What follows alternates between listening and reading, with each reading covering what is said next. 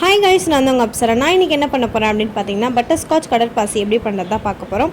அதுக்கு வந்து தனியாக சப்ஜா விதையை ஊற வச்சுக்கோங்க. ஊற வச்சுட்டு அகர் அகரையும் வந்து தனியாக இன்னொரு பவுலில் ஊற வச்சுக்கோங்க. ஊற வச்சுட்டு நமக்கு தேவையான பால் எடுத்து நல்லா காய்ச்சி வச்சுக்கோங்க. காய்ச்சி அதையுமே தனியாக எடுத்து வச்சுக்கோங்க.